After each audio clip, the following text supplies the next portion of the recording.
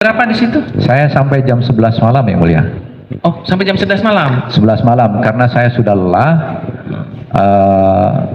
sudah istilahnya konsentrasinya sudah tidak bisa fokus lagi. Dan yang terakhir, kamar mandi kita belum garap. Lagian kita udah berkomunikasi dengan Iden Polda bahwa saya udah bertelepon dengan Iden Polda bahwa Iden Polda membantu untuk melaksanakan olah TKP. Dan setelah sepakat kita akan melanjutkan olah TKP dan status quo harus tetap terjaga. Dan itu saya telah sampaikan kepada Bapak Kapolsek, termasuk penyidik yang ada, termasuk Bapak Taryono juga, Kanit 1 ada di situ. Kita sampaikan bahwa status quo harus tetap terjaga. Kamar mandi kami belum olah, nanti olahnya dengan Iden Polda. Oh, kapan? Yang kamar mandi kapan akhirnya? Itu kita main lagi dengan Iden Polda hari Jumat yang mulia. Hari Jumat. Hari Jumat karena kan hari Kamis siap yang mulia. Di tanggal 18 Bapak ada terus ya? Saya 18 itu kan olah TKP di situ yang mulia. Ya, sampai 18. Sampai jam 11. Ya, sampai jam 11 malam. Kenal Sumet enggak? Sumet yang tadi? Sumat. Uci.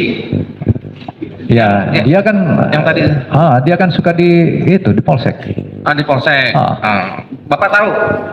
Ya, kalau orangnya tahu lah. Gitu kan, orangnya tahu. Masuk ke TKP enggak dia? Kurang tahu.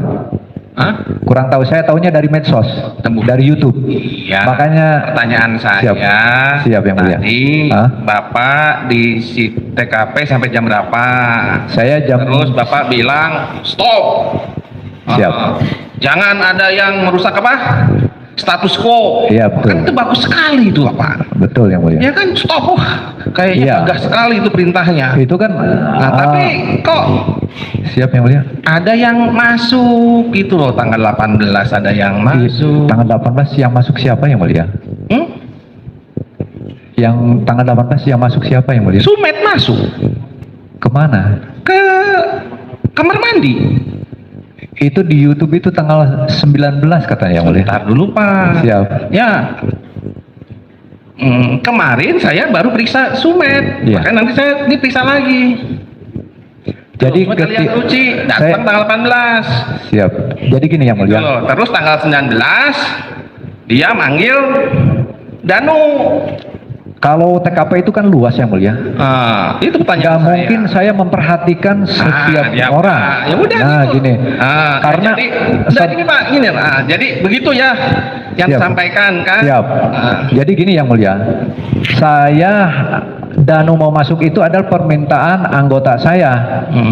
Pak Nit kan teriakin saya. Ini ada orang yang mau masuk. Iya. Baru saya tahu bahwa ini ada orang yang mau masuk. Kalau misalkan ada orang lain yang tanpa sepengetahuan saya masuk, gitu kan, yang tidak berkepentingan, ya saya tidak bisa melarang yang mulia. Ya, berarti begitu Pak ya. Siap mulia. Ya, jadi jangan gimana ya, seolah-olah kayak wah dilarang masuk, status quo. Karena tapi kenyataannya nanti tanggal 19 ada yang ngambil kucing, ya itu. Kalau saya tanggal 18 hanya kan sudah amanat. Selain identifikasi dan penyidik, yang lain dilarang masuk. Saya udah amanatnya seperti itu yang mulia. Idealnya seperti itu Pak. Iya. Idealnya seperti itu. Nah, kalau Pak Uci masuk tanggal 18, ya tanpa sepengetahuan saya nggak tahu. Iya. Gitu kan? Oke. Ya makanya tadi saya tanya. Ya. Bapak ada terus enggak di situ? Gitu loh. Tadi Bapak sampaikan, oh ya. Saya ada sampai jam 11 malam sampai saya kelelahan. Nah, itu. Iya kan? Iya.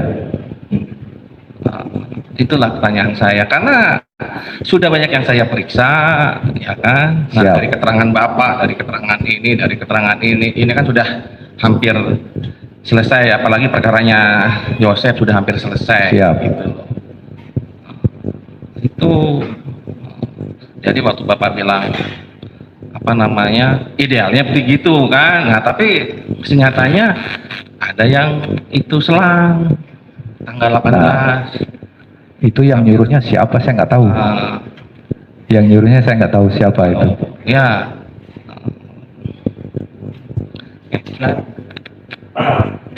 Baik.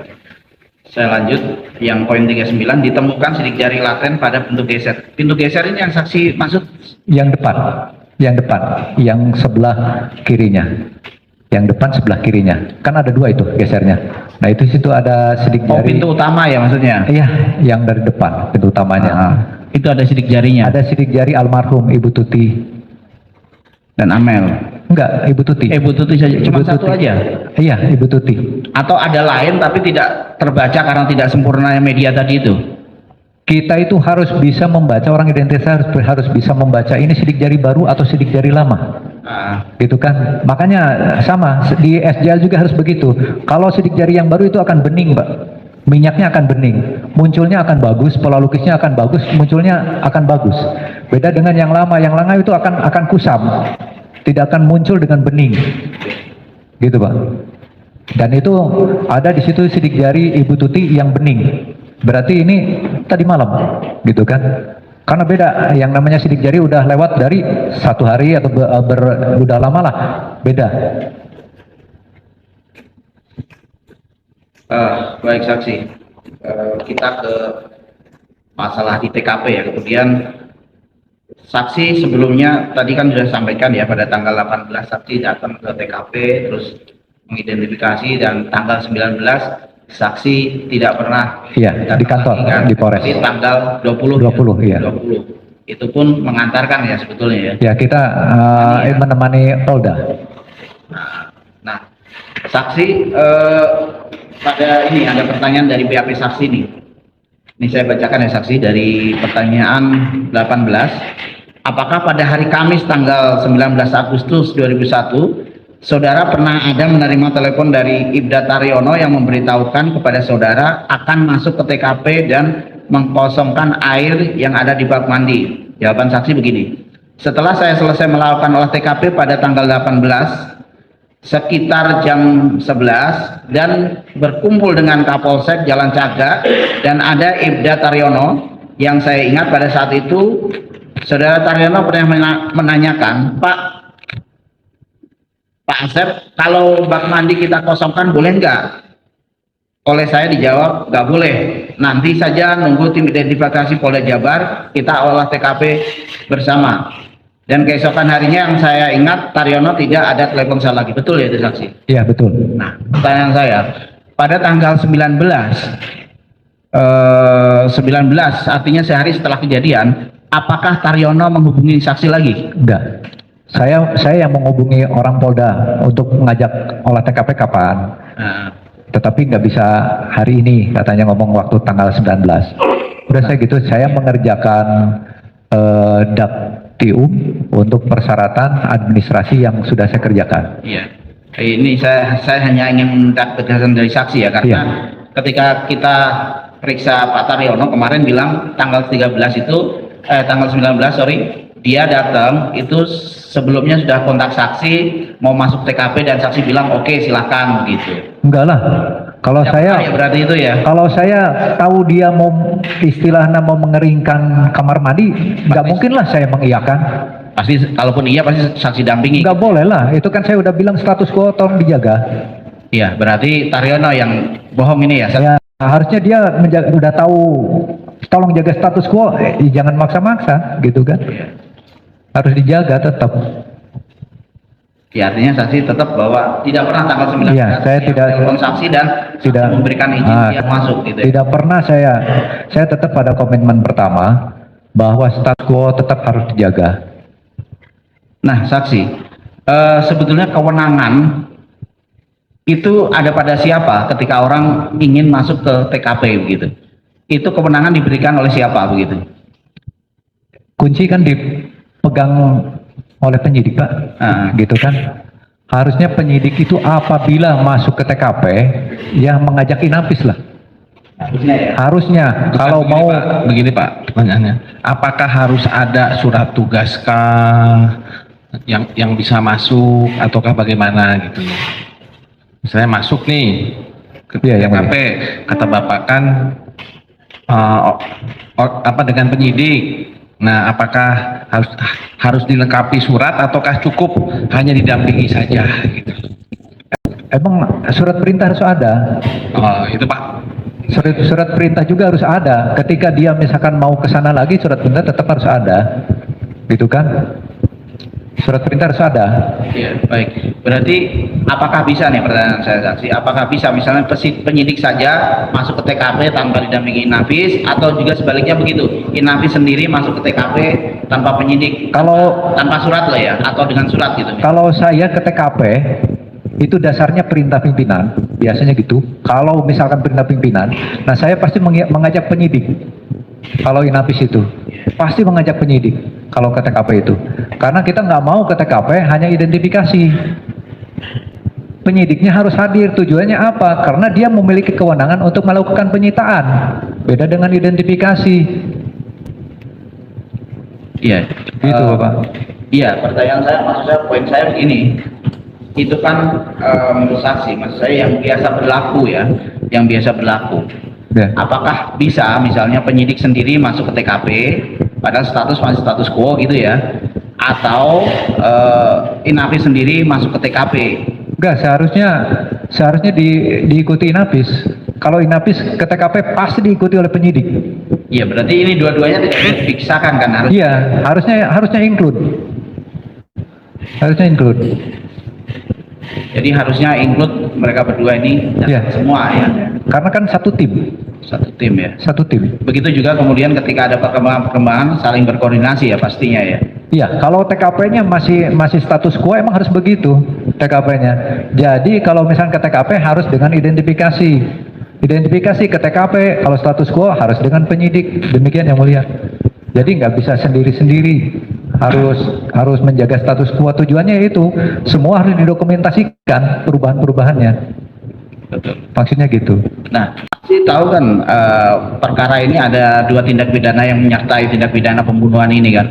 Ada tindak pidana obstruction of justice sama tindak pidana pelanggaran atau penggelapan dana BOS gitu ya. Nah, dimungkinkan tidak penghilangan jejak ini dilakukan oleh oknum ya, dalam tanda kutip oknum aparat begitu. Menurut saksi, Pak penasihat hukum, ini tentang Iya, Inafis TKP. jangan lari ke sana. iya. Ya terlalu jauh. Baik, saya rubah pertanyaan Bisa kalau begitu, saksi. bisa dirubah. Nah, hilangnya, menurut pengalaman saksi, hilangnya sidik jari atau hilangnya jejak atau kaburnya jejak TKP ini, itu biasanya terjadi karena apa? Yang saksi tangani kebanyakan perkara itu, saksi. Ya dia memiliki pengetahuan. Dia belajar. Pelaku kalau sudah belajar bagaimana cara menghilangkan jejak itu bisa.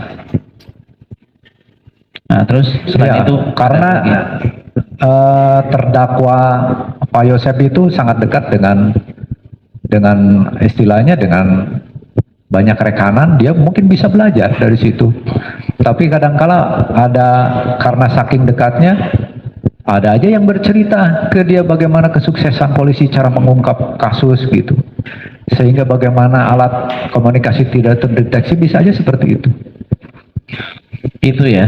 Iya, Jadi- kalau dia bisa belajar. Jadi salah satu unsur adalah penghilangan jejak itu atau pengkaburan suatu bekas tindak pidana itu jadi pengetahuan, terus kemudian dari faktor alam bisa ya. Enggak, dia belajar. Enggak, faktor alam gitu misalnya karena itu cuaca panas dan seterusnya. Nah, itu untuk sidik jari, Pak. Iya, yang untuk sidik jari tadi. Ya, itu untuk sidik jari bisa hilang seperti itu. Kalau sidik jari rusak, sidik jarinya bisa rusak. Ada hal aja kira-kira yang bisa menghilangkan sidik jari begitu, karena kan memang orang itu akan melihat sederhananya permasalahan itu misalnya tidak pidana ya, itu kan dari sidik jari misalnya. Ya, kalau dilap dibersihkan itu bisa hilang. Selain faktor dilap kan tadi faktor cuaca bisa hilang, terus bisa dengan rusak. air begitu. Ya, bisa rusak. Karena kan itu yang namanya sidik jari, SJL itu kan dari asam amino gitu kan, mengandung cairan. Apabila misalkan dia dilemparkan air aja itu bisa rusak. Pola lukisnya bisa rusak, Pak. Gitu kan, pola lukisnya. Oke. Terima kasih, Majelis. Yang udah ditanya jangan Pak ya. Iya. Yang pertama terkait dengan BAP saudara saksi juga yang ingin saya tanyakan, sebagai Inapis kan udah bekerja puluhan tahun ya Pak ya. Nah, yang ingin saya tanyakan yang pertama, setelah sampainya di TKP seorang Inapis atau mengidentifikasi itu ada tahapannya nggak Pak? Misalnya ini tadi Bapak bilang di BAP bahwa sampai di TKP melakukan pengamatan dan observasi awal. Iya. Setelah itu ada tahapan-tahapannya nggak Pak? Iya. Apa aja tahapannya? Ya, namanya rangkaian olah TKP. Rangkaian olah TKP. Rangkaian Ya, itu apa rangkaian aja? olah TKP. Ada pencari, kalau misalkan korban, kita harus ke korban dulu. Kalau misalkan ada mayat, kita harus ke mayat dulu, gitu kan? Apakah mayat itu masih hidup atau tidak, gitu kan? Nah, disitulah kita memberikan penomoran di situ, nomor 1 untuk mayat dan lain sebagainya. Terus kita apabila selanjutnya kita pemeriksaan itu mayat, diperiksa. Gitu kan, meninggalnya kenapa, apakah ada indikasi kekerasan atau tidak. Nah gitu kan, apabila misalkan ada indikasi kekerasan berarti kita mengembang kepada yang lain, kita temukan jejak-jejak yang lain. Gitu, Nah, Pak. di observasi awal atau apalah gitu tahapannya, dapat enggak Bapak ketahui bahwa misalnya dieksekusinya di sini, misalnya Tuti dieksekusinya di sini, Ya, di karena hari dari sebaran ini. darah kan. Udah tadi. Udah tadi Nah, dari ini ada kaitannya nanti di yang tempat apa? ya, Amelia dari di kamar. Iya, di kamar. nah, berarti di ruang keluarga. iya, yang ingin saya tanyakan ini berarti saudara saksi sangat mengetahui di mana titik-titik sentralnya gitu loh. Iya, Tindak karena pidana kan yang dilakukan berarti ya. betul, karena Nah. kan harus kita pelajari sebaran darah itu menentukan, Pak. Menentukan bagaimana titiknya dia dieksekusi dan pergeserannya, gitu kan? Itu menentukan. Oke. Tadi saudara saksi menjelaskan bahwa di kamar mandi tidak terlalu detail gitu. Sedangkan saudara saksi mengetahui bahwa korban ini nih dimandikan gitu loh saudara saksi. Kenapa pada saat itu tidak dilakukan identifikasi langsung di kamar mandi? Karena saya sudah kecapean loh, Pak. Jam 11 malam dari jam 9, gitu kan? Fungsi peran identifikasi, gitu kan? Sampai jam 11 malam, itu tenaga saya udah terlalu capek. Gitu kan, apabila saya laksanakan belum tentu saya fokus, yang mulia, takutnya malah rusak TKP-nya. Makanya saya amanat ke Pak Kapolsek, karena saya udah koordinasi dengan Inapis Polda untuk TKP lanjutan, olah TKP lanjutan, gitu. Tujuannya apa? Tujuannya ya saya nanti garap termasuk yang kamar mandi, gitu Bapak. Oke. Saya lanjutkan lagi dengan pertanyaan. Nah, kenapa harus ada jeda gitu loh saudara saksi? Ini kan tindak pidana pembunuhan yang luar biasa gitu loh terjadi. Sedangkan ada jeda 1 hari untuk melakukan identifikasi. Dari tanggal 18, 19 tidak ada identifikasi. Terus di tanggal 20 harus banget untuk menunggu dari Inapis Polda gitu. Iya, karena saya merasa yakin kepada teman-teman saya akan menjaga status quo. Ya, karena saya merasa yakin dan saya sudah berjanji komitmen dengan Polda akan melaksanakan olah TKP lanjutan. Karena apabila dengan Polda itu akan lebih baik lagi. Tapi ternyata tanggal 19-nya ada seperti kejadian itu, yang mulia. Nah, saya kan kecewa. Makanya saya marah-marah sama Kanit Jalan Cagak, Pak. Izin dimarahin, itu senior saya dimarahin, Pak. Siapa itu yang nguras bak itu? Dia nggak jawab, nanti juga tahu. Saya tahunya dari medsos, yang mulia. Saya benar marah-marah ke Pak Karsa itu. Padahal dia senior saya. Kenapa saya marah-marah? Saya udah amanat, ini tolong jaga status quo, ternyata seperti itu. Mohon maaf, yang mulia. Ya saya tersinggung gitu kan. Kenapa tidak nunggu kami gitu kan? Nggak istilahnya nunggu kami atau ngajak kami lah. Oke. Seperti itu. Lanjut saudara saksi. Saudara saksi tadi di BAP juga menjelaskan bahwa Pak Taryono pernah menanyakan saudara saksi bahwa boleh nggak untuk membersihkan kamar mandi, ya betul ya? Kan saya udah sampaikan, Pak, ke Pak Taryono, Pak Kapolsek, semua tolong dijaga status quo. Oke, Nggak boleh yang ingin saya tanyakan tuh bukan ke arah itu. Pada saat itu kan sebagai Inapis yang udah bekerja puluhan tahun lah gitu, ada nggak dugaan? Nah, kenapa dia tiba-tiba menanyakan demikian? Rasa curiga gitu sedikit pun gitu, ada nggak? Sedikit aja gitu rasa. Kenapa bapak ini tiba-tiba nanyain begitu gitu loh, saudara saksi? Ada? Kalau saya nggak curiga dia mau apa. Dikira saya dia itu akan turut, saya kan seniornya dalam kepangkatan. Seniornya Pak Taryono, dia kan ibda, saya udah ibda senior. Saya udah sampaikan bahwa tolong dijaga status quo. Kan dia harusnya ngerti, paham dong penyidik bahwa status quo harus dijaga. Bukannya merusak status quo. Makanya saya marah-marah ke Pak Karsa, walaupun dia senior saya udah itu. Gitu Pak, saya merasa dihianati lah, gitu kan, harusnya jangan seperti itu. Oke, lanjut saudara saksi. Ini ingin mempertegas saja, tadi saudara saksi sudah sangat bagus menurut saya bahwa di awal-awal itu ini tidak boleh masuk, ini tidak boleh masuk, dan bahwa di situ juga saudara saksi sudah menduga ini nih kemungkinan pelakunya. Saya ingin pertegas saja, siapa tuh yang saudara saksi duga waktu itu? Udah yakin saya. Siapa? Pelakunya Yosep Ganu. Oke, terima kasih Yang Mulia. Saksi, pada saat saksi tadi kan di TKP tanggal 18 ya, pertama kali identifikasi. Terus kemudian tanggal 19 saksi tidak di situ, 20 saksi ke situ. Nah, apakah saksi melakukan identifikasi lagi nggak di khusus di bak kamar mandi yang sudah kosong airnya? Saya melakukan identifikasi hanya darah aja Pak. Itu juga kan karena saya melihat di situ ada darah sebelumnya, gitu kan. Dan darah itu saya perlukan darah siapa yang ada di dinding itu. Makanya saya ambil, ternyata darah Amalia Putri. Itu di kamar mandi. Kamar mandi. Di baknya saksi. Saya di baknya ngelihat air udah habis. Nah, itu ada apa aja? Benda-benda apa aja yang ditemukan? Di situ ada gunting dan kita amankan guntingnya, gitu kan. Dan ada guntingnya di foto BP kalau nggak salah, seperti itu. Guntingnya itu ada bekas darahnya atau apa? Enggak. Atau terus golok ada nggak di situ? Golok nggak? Atau benda tajam lainnya yang ada di situ ada nggak? Saya waktu itu memperhatikan ada gunting dan itu harus diamankan. Makanya saya lakukan pemotretan gunting. Jadi itu di dinding ya yang saksi temukan tadi. Iya, darah Amelia di dinding ada percikan itu, bekas percikan darah di situ. Nah, kalau di lantai apa namanya kamar mandi udah bersih semua atau udah bersih? nggak ada darahnya sama sekali? Nggak, saya kira nggak ada darahnya. Tidak ada. Iya. Satu saja. Saudara saksi, pada saat saudara saksi yang kedua datang ke TKP kan sudah ada perubahan ya. Di TKP itu seperti tangga gitu ya. Ada tangga kan ya saudara? Iya, ada tangga. Nah, saudara saksi melakukan pemeriksaan nggak? Kan ada plafon atas itu yang bolong itu. Terakhir pada saat kita rekonstruksi itu saya mendapatkan info bahwa ditemukan ada noda darah di atas plafon itu. Benar? Saudara ada?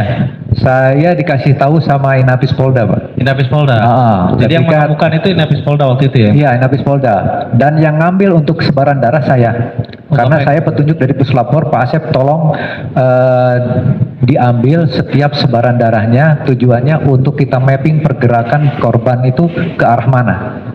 Gitu, makanya gitu. Untuk darah yang di atas plafon itu saudara saksi selidiki apa hasilnya, Pak?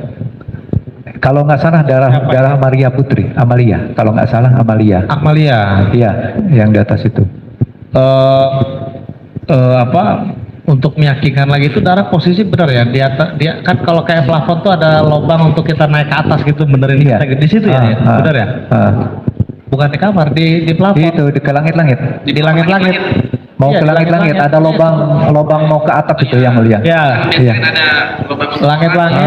Untuk orang masuk. Ada kotak lubang yang buat naik ke atas itu kan Iya. ya? Di situ ada darahnya Amel ya? Dekat dindingnya itu. Iya, dinding ya. Ya, dekat dindingnya itu. Cukup yang mulia. Dari mana? Ada pertanyaan?